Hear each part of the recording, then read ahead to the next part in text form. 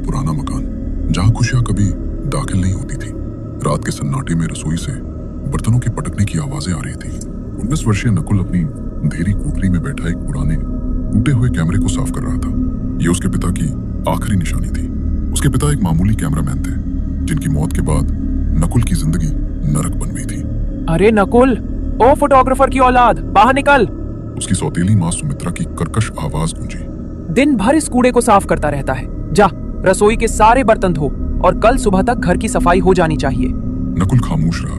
वो जानता था कि बहस का मतलब है मार खाना। तभी सुमित्रा का बेटा आकाश कमरे में दाखिल हुआ। वो नशे में धुत लग रहा था। माँ देखो, ये भिखारी कैसे अभी भी इस खिलौने से खेल रहा है। रुक, मैं इसका शौक अभी खत्म करता हूँ। आकाश ने झपट कर नकुल के हाथ से वो पुराना कैमरा छीना। नहीं भाई, इसे छोड़ दो, ये पापा की आखिरी निशानी है। नकुल गिड़गिड़ाया। पापा की निशानी? ये ले। आकाश ने कैमरे को जमीन पर फेंका और अपने भारी जूतों से उसे कुचल दिया। कड़क की आवाज के साथ कैमरे के लेंस के टुकड़े टुकड़े हो गए। उसने वो टुकड़े उठाए, खिड़की के बाहर वाले कचरे के ढेर पर उसे फेंक दिया।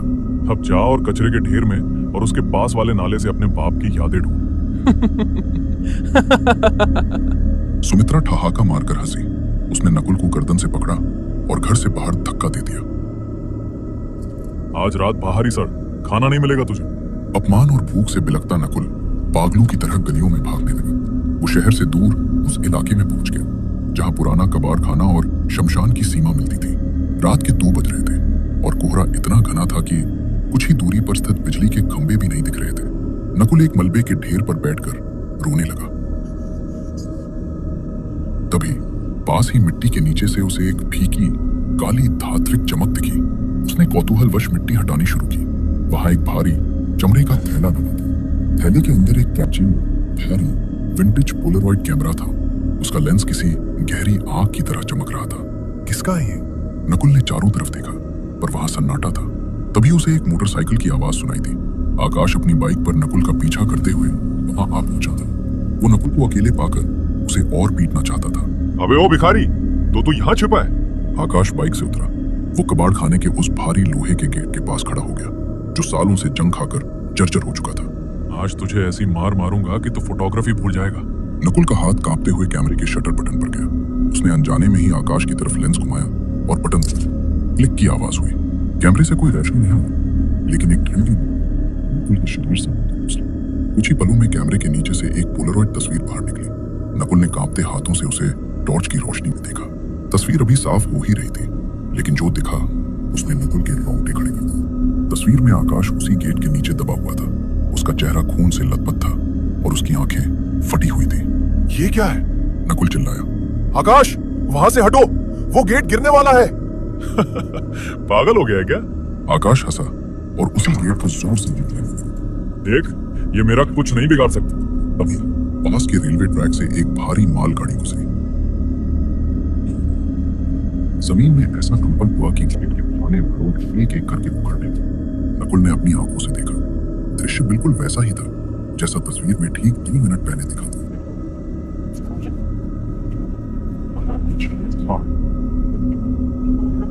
भारी लोहे का गेट सीधा आकाश के ऊपर जा गिरा। आकाश की चीख अंधेरे में गुम हो गई। नकुल ने अपनी जेब से वो तस्वीर दोबारा निकाली। तस्वीर में अब आकाश के बेजान शरीर के पीछे एक धुंधली काली परछाई खड़ी थी। नकुल को अब डर नहीं लग रहा था। उसके हाथ में वो श्रापित कैमरा अब गर्म होने लगा था, जैसे वो अपनी पहली जीत का जश्न मना रहा हो। नकुल ने कैमरे को अपनी छाती से लगाया और घर की ओर मुड़ा। उसकी आंखों में अब आंसू नहीं बल्कि प्रतिशोध की चमक थी। आकाश की मौत की खबर ने पूरे इलाके में सनसनी फैला दी, लेकिन पुलिस ने इसे एक हादसा मानकर फाइल बंद कर दी। पुराना गेट, जर्जर दीवार और मालगाड़ी का कंपन, सब कुछ तार्किक जो था। सुमित्रा अपने इकलौते बेटे की मौत से टूट चुकी थी, लेकिन उसका लालच अभी भी जिंदा था। सब उस मनहूस नकुल की वजह से हुआ है। इस कमीने नकुल की वजह से ही मेरे बेटे की जान गई है। वो रोती कम और कोसती ज्यादा थी। नकुल अब बदल चुका था। वो घर के कोने में दुबक कर नहीं बैठता था। उसके पास अब वो कैमरा था। उसने गौर किया कि कैमरा केवल मौत नहीं दिखाता, बल्कि वो भविष्य का सच दिखाता है। नकुल को पैसों की सख्त जरूरत थी। वो शहर के एक पुराने रेस कोर्स पर पहुंचा, जहां हॉर्स रेसिंग पर सट्टा लगता था। नकुल के पास पाई पाई जमा किए हुए 50,000 रुपए थे। उसने अपनी एक आंख बंद करके कैमरे का लेंस रेस के रिजल्ट बोर्ड की तरफ घुमाया और फोटो बाहर निकली। अभी रेस शुरू होने में 10 मिनट बाकी थे, लेकिन फोटो में बोर्ड पर घोड़ा नंबर 7 के नाम के आगे विनर लिखा था। नकुल ने अपने सारे पैसे नंबर 7 पर लगा दिए। लोग उसे पागल समझ रहे थे, क्योंकि नंबर 7 सबसे कमजोर था।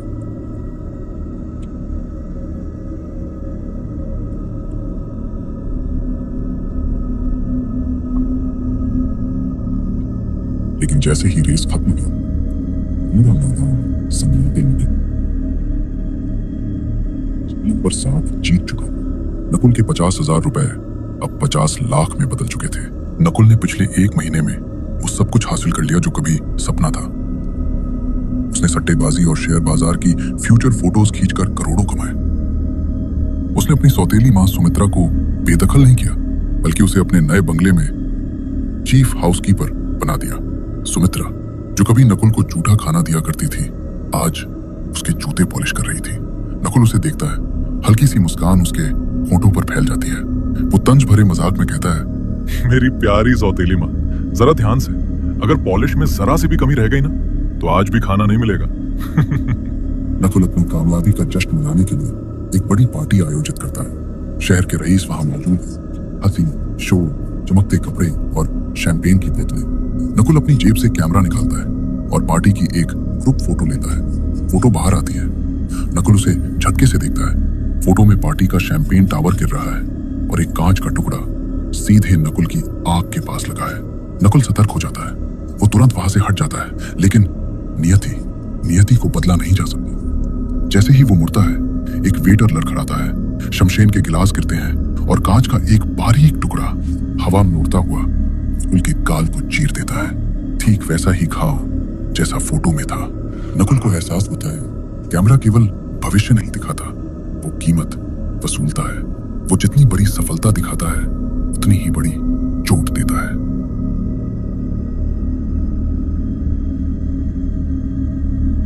नकुल अपने विशाल बेडरूम के कोने में दुबक कर बैठा था। बाहर बारिश की गड़गड़ाहट और बिजली की चमक खिड़की के शीशों को दहला रही थी। उसने उस कैमरे को 3 बार गंगा में फेंका, 2 बार आग के हवाले किया और 1 बार भारी हाथों से उसके टुकड़े किए, पर वो हर बार वापस आ गया। नकुल ने अपने कांपते हाथों से अलमारी खोली। वहां अंधेरे में वो काला कैमरा किसी शिकारी की तरह रखा था। नकुल ने उसे घृणा से देखा और चिल्लाया, मुझसे क्या चाहिए तुझे? सब कुछ तो ले लिया, मेरा चैन, मेरी शांति, मेरा सुकून। अब क्या जान लेगा? सन्नाटा पसरा रहा और तभी अचानक कमरे के भीतर एक तीखी आवाज गूंजी। क्लिक। नकुल का दिल धड़कना भूल गया। उसने देखा, कैमरे से एक फोटो धीरे धीरे बाहर आ रही थी। उसने कांपते हाथों से उसे उठाया। फोटो में कोई भविष्य नहीं था। फोटो में एक बूढ़ा आदमी फटे चीथड़े कपड़ों में एक अंधेरी काल कोठरी की जंजीरों से बंधा हुआ था। नकुल की चीख निकल गई, पापा, अब जिंदा है? नकुल बिजली की तेजी से सुमित्रा के कमरे की ओर भागा। उसने दरवाजा लात मारकर खोला। सुमित्रा वहां फर्श पर बैठकर गहने गिन रही थी। नकुल ने उसकी गर्दन पकड़ी और दीवार से सटक दिया। झूठ बोला तुमने कहा था पापा मर चुके हैं। ये फोटो देखो, कहाँ है वो? बोलो। प्लीज नकुल, छोड़ दे मुझे। पागल हो गया है क्या? वो मर चुके हैं, मैंने अपनी आंखों से देखा था। झूठ, ये कैमरा झूठ नहीं बोलता। ये फोटो अभी निकली है। अगर तुमने सच नहीं बताया तो मैं तुम्हें इसी वक्त गंगा में फेंक दूंगा। सुमित्रा का गला सूख गया। उसने नकुल की आंखों में वो पागलपन देखा जो उसने पहले कभी नहीं देखा था। ठीक है, बताती हूँ। उन्हें मरा हुआ घोषित कर दिया गया था, पर उन्हें... इससे पहले कि वो वाक्य पूरा करती, नकुल की नजर मेज पर पड़े कैमरे पर गई। वो अपने आप एक और फोटो निकाल रहा था। नकुल सुमित्रा को छोड़कर उस फोटो की तरफ लपका। फोटो में सुमित्रा के ऊपर छत का भारी पुराना पंखा गिरा हुआ था और फर्श पर खून फैला था। नहीं माँ, वहां से हटो, पंखा। क्या बोल रहा है तू? नकुल उसे बचाने के लिए आगे बढ़ा, लेकिन तभी छत से एक भयानक चिरचिराहट की आवाज आई। पंखे का हुक जंग खाकर टूट चुका था। भारी लोहे का पंखा सीधा सुमित्रा की गर्दन पर जा गिरा। सुमित्रा को चीखने तक का मौका नहीं मिला। कमरे में धूल और सन्नाटा छा गया। नकुल के पास अब सच जानने का कोई जरिया नहीं बचा था। वो अकेला रह गया था, अथाह संपत्ति और एक श्रापित याद के साथ। घर में पसरा सन्नाटा नकुल को खाने को दौड़ रहा था। उसने महादेव की प्रतिमा के सामने माथा टेक दिया। हे भोलेनाथ, मैंने लालच में आकर अपनी रूह बेच दी। मुझे इस शैतान से आजाद करो। मैं सब कुछ त्यागने को तैयार हूं। तभी मंदिर के पास लगा आईना कंपन करने लगा। नकुल ने आईने में अपनी परछाई देखी, लेकिन उसके पीछे वही काला कैमरा दिख रहा था। नकुल को अचानक वो पुरानी बात याद आई, जब अहंकार चरम पर हो तो उसे अपना ही चेहरा दिखा दो, वो खुद को ही भस्म कर लेगा। नकुल के चेहरे पर एक दृढ़ मुस्कान आई। उसने कैमरे को उठाया और उसे आईने के बिल्कुल सामने एक स्टैंड पर लगा दिया। उसने उसका सेल्फ टाइमर बटन दबाया। टिक टिक टिक। कमरे का तापमान अचानक गिर गया। हवाएं चक्रवात की तरफ घूमने लगी। आईने के भीतर से वही काली परछाई बाहर निकलने की कोशिश कर रही थी। 3, 2, 1 क्लिक। कैमरे के लेंस ने आईने में दिख रहे अपने ही प्रतिबिंब की फोटो खींच ली। एक तेज नीली रोशनी पूरे बंगले में फैल गई। कैमरे के भीतर से हजारों रूहों की चीखें एक साथ गूंजी, जैसे कोई नरक का दरवाजा बंद हो रहा है। देखते ही देखते कैमरा दतकती आग में बदल गया और पिघलकर राख हो गया। श्राप का अंत हो चुका था, लेकिन अब भी नकुल के मन को शांति नहीं थी, क्योंकि उसे अपने पापा को ढूंढना था। वो फर्श पर बैठ गया और अपने पिता की उस धुंधली फोटो को घंटों निहारता रहा। उसने फोटो को गौर से देखा। दीवार की ईंटें, सीलन का वो खास निशान और कोने में पड़ा एक पुराना लोहे का संदूक। नकुल की आंखें फटी की फटी रह गई। पापा कहीं बाहर नहीं, बल्कि इसी घर के बेसमेंट में है।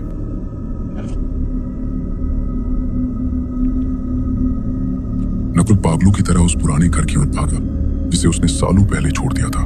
उसने बेसमेंट का भारी जंग लगा दरवाजा धूपों से तोड़ दिया। अंदर घुटन और अंधेरा था।